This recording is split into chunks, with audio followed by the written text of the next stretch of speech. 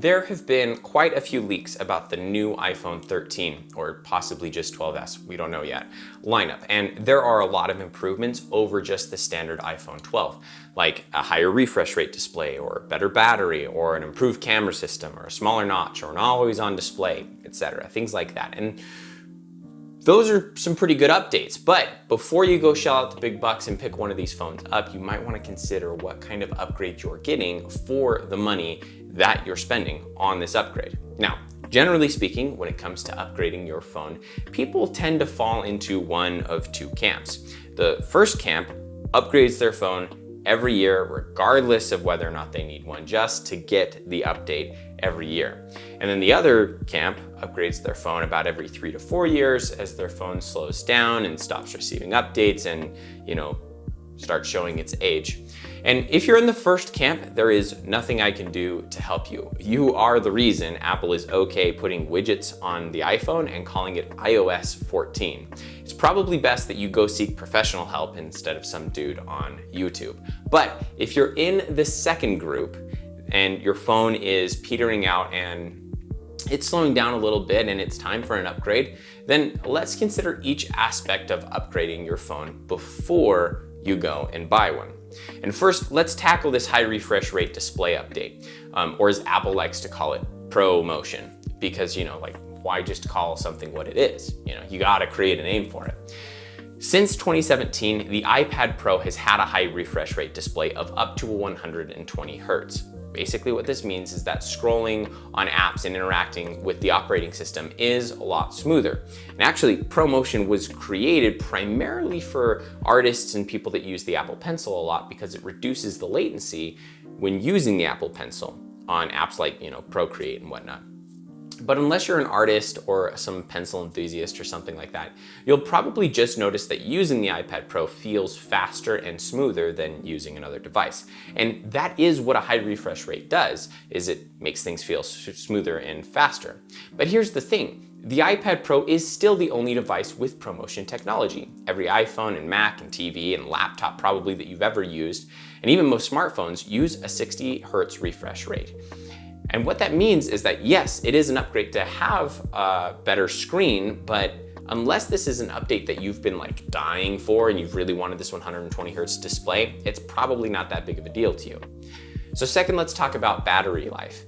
Now, the iPhone battery is the biggest downside to owning it. No matter what phone you have, and this is true for Android phones actually, odds are that the battery is going to suck in 4 years. And that's because every phone manufacturer in over decades has used lithium-ion batteries that die over time. It's just what happens. And when your battery dies, your iPhone and other phones throttle performance so it doesn't explode. Now, supposedly, Apple will be increasing the battery capacity on the new iPhones by 8 to 16%, which will make it last about an hour longer than its iPhone 12 counterparts. But I don't know how much you use your phone. I'm usually somewhere between 3 and 4 hours a day. So for me, and I'm sure for a lot of you that have lives and don't, live every moment on your phone, this bump of battery life is cool, but it's also not necessary. I guess it's cool if you don't need to charge your phone every day and you can go 2 or 3 days without charging, but I don't know, I guess it's just not that big of a deal. But regardless of the increase in battery life, you're still going to have a crappy battery in 3 years' time. So if you're thinking about upgrading solely for the reason that your phone's battery is going to suck, or that your phone's battery sucks, it's probably better and way more economical to just get a new battery for your current phone. That will boost its performance, hold a charge longer, and it'll be way cheaper than replacing the whole phone and ensure that, not as much tech ends up in the landfill. So it's also environmentally friendly. Okay, so now let's talk about the camera system. The cameras seem to be one of the main reasons people upgrade their phones nowadays, which I guess it's fine, but we need to talk about the concept of a bottleneck. So in the advent of camera phones, way back 20 years ago, picture quality sucked because the camera was bad. In other words, people couldn't take good pictures because their phones wouldn't let them. And every year, not only have camera phones gotten better, or the cameras on phones gotten better, but people have gotten better at taking pictures as well. Now everyone's a photographer, so as a society, generally speaking, we've gotten better at getting good images out of cameras. But here's a hot take. I think cameras have gotten better than the average user, which means that the camera isn't the bottleneck anymore. Because of software advances and hardware advances in phones and the kinds of things that they do to advance the images, if your image doesn't look amazing, it's not your camera's fault.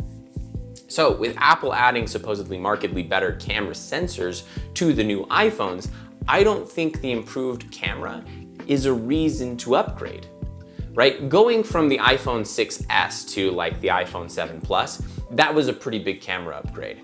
That was one that was really noticeable and quite a big deal. But the 12 to the 13, it's not the same story. You just won't notice much of a difference if you're upgrading from anything newer than, say, like an iPhone 8. And that's because every phone from the iPhone 8 on has had a dual camera system, and that allows things that are allowed the phone to create things like HDR qualities or the bokeh effect in portrait mode. So if you have a phone with that kind of functionality, I don't see the iPhone 13 being much of an upgrade in terms of camera quality. I don't know, maybe call me crazy, go ahead and roast me in the comments down below for that, but I just don't think it's a big deal. And those are the major updates for the iPhone this fall. Maybe we get a smaller notch, maybe Apple brings Touch ID back, but generally speaking, the main upgrades are the screen, the battery, and the camera, which in my opinion, aren't actually all that major. So one more elephant in the room to talk about though is the power of the iPhone 13. Will it be really powerful? And the answer is yes, it will be really powerful, probably unnecessarily slow. So, Apple upgrades their processors a little bit just about every iPhone or so, even when they don't need to. But here's the thing, iOS 15, which will be released this fall, will be supported on as early as the iPhone 6S, which you might think is just Apple taking care of its users. And yeah, I guess that's true, but it's also indicative that iOS 15 isn't a demanding operating system, right? So if the most recent version of an operating system can be supported on a phone that is 6 years old, then that operating system is pretty lightweight. Yes, the new iPhone will be faster and you can have more browser tabs open and more apps going at the same time, I guess.